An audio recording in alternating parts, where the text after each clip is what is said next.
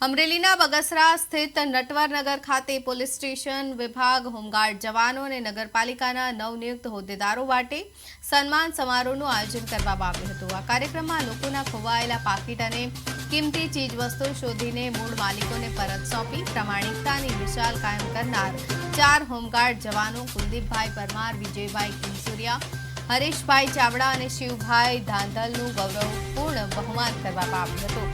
આ ઉપરાંત બગસરા પોલીસ સ્ટેશનના નવનિયુક્ત પીઆઈ વી.કે. ગોલવેકર, પીએસઆઈ એચ.જી. મારુ તેમજ નગરપાલિકા પ્રમુખ તરીકે હોદ્દો સંભાળનાર નીરવભાઈ ગોંડલિયાનું પણ હારતોરા કરી વિશેષ સન્માન કરાયું હતું। આ પ્રસંગે નગરપાલિકાના પદાધિકારીઓ, સ્થાનિક અગ્રણીઓ અને ગ્રામજનો મોટી સંખ્યામાં ઉપસ્થિત રહ્યા હતા।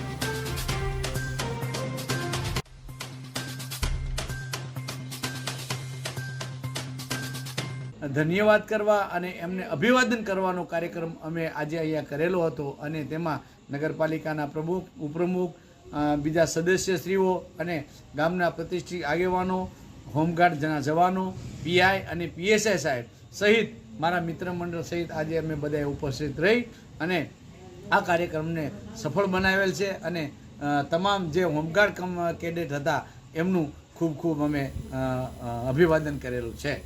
વાહ।